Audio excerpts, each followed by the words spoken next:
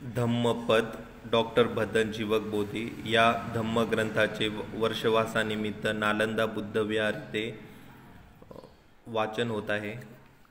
ग्रंथ वाचन. वाईट कर्म करणारा, चांगल्या कामात न गुंतलेला, तसेच परमार्थ सोडून जगाच्या आकर्षणात आकर्षलेला झालेला माणूस आत्मउन्नती करणाऱ्या माणसाचा मत्सर करतो. प्रिय माणसाच्या सहवासात अति रमू नका, तसेच अप्रिय माणसाचाही संग करू नका.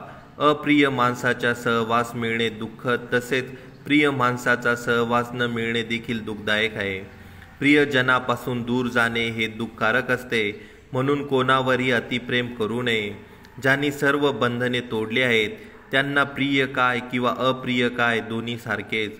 प्रियजनाच्या विरहाने दुःख निर्माण होते, भय उत्पन्न होते. जे प्रियजनापासून मुक्त आहेत त्यांना दुःख कसले आणि भय देखील कुठले.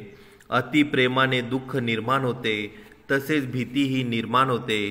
प्रेमातून मुक्त माणसाला कसले दुःख नि कसली भीती. रागाने दुःख शोक निर्माण होतो, रोगाने भय निर्माण होते. रागमुक्त शांत माणसाला कसला शोक कसले भय. काम वासनेचे दुःख उत्पन्न होते, काम वासनेने भय निर्माण होते. काम वासनेतून मुक्त झालेला दुःख नाही, मग भीती कसली. तीव्र लालसेने शोक दुःख निर्माण होते, लालसेने भय उत्पन्न होते. लालसेतून मुक्त झालेल्यांना दुःख असत नाही, मग त्यांना भीती कशाची. जो शील संपन्न आहे, ज्याला सम्यक दृष्टी आहे, जो धार्मिक आहे, सत्यवादी आहे, जो आपले नित्य चांगले काम सुकर्म करतो, त्या माणसावर लोक प्रेम करतात. जो निर्वाणाची इच्छा धरतो त्यात त्याचे मन लागले आहे. काम भोगाने ज्याचे चित्त बंदिस्त केले नाही त्याला अनागामी म्हणतात. खूप दिवस परदेशात राहून देखील जो सुखरूप आपल्या घरी परत येतो त्याचे स्वागत त्याचे नातेवाईक, मित्र तसेच हितोषी करतात. तसेच या जगातून परलोकात गेलेल्या पुण्यवानाचे स्वागत आपल्यापैकीच एक पुण्यवान समजून स्वागत करतात. राग करू नका, अभिमानाचा त्याग करा, सर्व बंधनातून मुक्त व्हा. मानसिक व शारीरिक अवस्थेत गुरफटू नका, अशाने तुम्हाला कोणतेही दुःख होणार नाही. जो गतिमान रथाला थांबवावे त्याप्रमाणे आपल्या रागास थांबवितो त्यालाच मी सारथी म्हणतो. इतर केवळ रथाचा लगाम पकडणारेच असतात.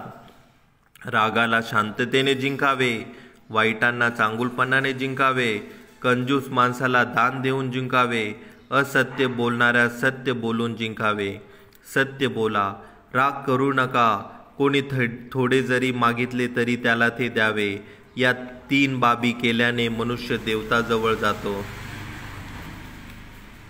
जो मनुष्य हिंसेपासून प्रवृत्त आहे, ज्याचा आपल्या शरीरावर संपूर्ण ताबा आहे, तो पुरुष अतिउच्च पद प्राप्त करतो, ज्याने त्याला केव्हाही हे दुःख होणार नाही.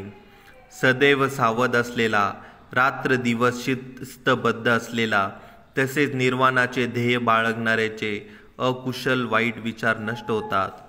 हे अतुल, ही फार जुनी परंपरा आहे की लोक शांत असल्याची निंदा करतात, तसेच फार बोलणाऱ्याचीही, मितभाषी, कमी बोलणाऱ्याची निंदा करतात. या जगात अनिंदित कोणीही नाही. संपूर्ण निंदित अथवा ज्याची सदैव प्रशंसा होते, गौरव होतो, असा पुरुष केव्हाही जन्माला आलेला नाही. तसा पुरुष आजही नाही व उद्याही असणार नाही.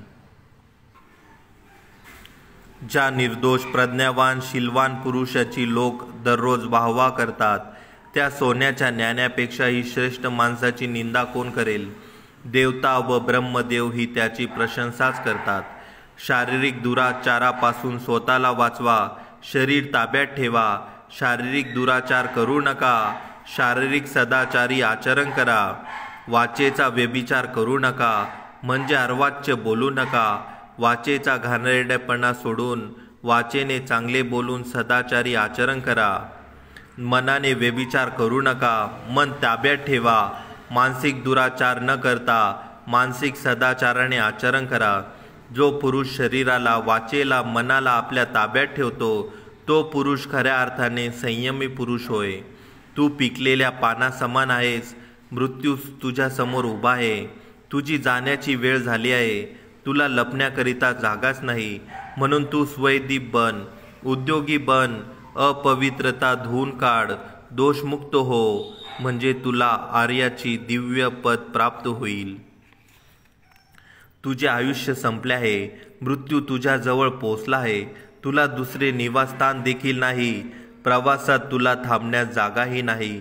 म्हणून तू तुझा दीप बन, ज्ञानी बन, मनात असलेली घाण धुवून टाक, पवित्र बन, तुला आर्यप्रद प्राप्त होईल. सोनार जसा चांदीमधील कचरा घाण हळूहळू थोडी थोडी जाळून चांदीला स्वच्छ करतो, तशाच तऱ्हेने ज्ञानी बुद्धिमान पुरुष स्वतःमध्ये असलेले पाप अपवित्रता नाहीशी करतो. ज्या प्रकारे गंज लोखंडालाच खातो, त्याला संपून टाकतो, त्या प्रकारे सदाचाराचे उल्लंघन करणाऱ्यास त्याचे कर्मच त्याला संपविते. तोंडपाठ नसणाऱ्या मंत्राचा उपयोग नाही. डागडुजी न केल्याने घर कोसळते. आळस करणाऱ्याने सौंदर्य नाहीसे होते. जागृत नसणे पहारेकऱ्यांचा गुन्हा आहे. दुराचार हा स्त्रीवर कलंक आहे. कंजूशी हा दानशूरावर कलंक आहे.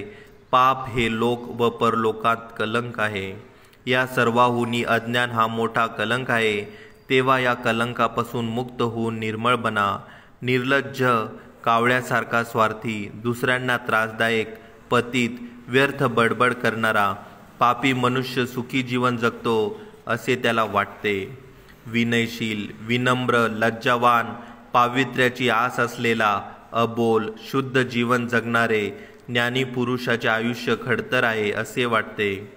जो हिंसा करतो, जो खोटे बोलतो, जो चोरी करतो, जो परस्त्रीशी संबंध ठेवतो, जो दारू पितो, तो पुरुष स्वतःसाठी खड्डा खोदतो. हे पुरुषा, पाप कर्मापासून स्वतःला वाचविणे फार कठीण आहे. म्हणून हे लक्षात ठेव की लोभ व अधर्म तुला दुःखात न टाको. लोक आपल्या श्रद्धा व भक्तीनुसार दान देतात. जे दुसऱ्यांनी पोटभर जेवल्याचे सहन करू शकत नाही, ती माणसे इतरांच्या सुखामुळे रात्रंदिवस तळमळत असतात. त्यांना एकाग्रता मिळूच शकत नाही. परंतु अशी मनोवृत्ती ज्याची समूळ नष्ट झाली आहे, त्या माणसाला रात्र दिवस केव्हाही एकाग्रता, शांती मिळते. रागासारखा अग्नी नाही, द्वेषासारखा घट्ट पकड नाही, मोहासारखी ज्वाला नाही, तृष्णेसारखी नदी नाही. दुसऱ्याचे दोष पाहणे फार सोपे आहे, परंतु आपले दोष पाहणे महाकठीण आहे. दुसऱ्याचा दोषाचा प्रचार करणे व आपले दोष झाकून ठेवणे म्हणजेच पारध्याने झाडाच्या पानांनी आपली शारीरिक लाज राखण्यासारखे. दुसऱ्याचे दोष पाहणारा किंवा दुसऱ्यावर रागवणारा स्वतःचे चित्त मलिन करतो. तो मनाच्या मलिनतेची शुद्धता दूर करण्यापासून फार दूर आहे. ज्याची आकाशात पावले उठत नाही, धम्मखेरीज बाहेर एकांतवासी असत नाही. सर्व लोक संसारात जगात गुरफटले आहे, ते तथागत सर्वापासून वेगळे आहेत. आकाशात पाऊलखुणा उमटत नाही. बौद्ध धम्माखेरीज इतरत्र श्रमण असत नाही. उत्पन्न होणाऱ्या सर्व वस्तू शाश्वत नाही, परंतु बुद्धात चंचलता, अस्थिरता असत नाही. सरासर विचार न करता जो न्याय करतो तो न्यायाधीश नव्हे. जो ज्ञानी सत्य व सत्याचा विचार करून पक्षपात न करता धार्मिक मार्गाने जो न्याय देतो, त्याला धम्माचे रक्षण करणारा न्यायाधीश म्हणावे. खूप बोलका असल्याने कोणी ज्ञानी पंडित होत नाही.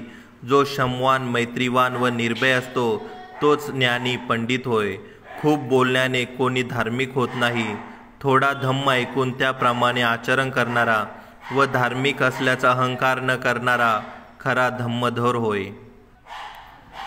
डोक्याचे केस पिकले म्हणजे कोणी स्थावीर होत नाही. फक्त आयुष्य वाढल्याने कोणी स्थविर होत नाही. तो केवळ कुचकामी वृद्ध होतो. ज्याच्या अंगी सत्य, धम्म, अहिंसा, संयम, धीर आहे, तोच पवित्र, धैर्यवान, स्थिवीर समजला जातो.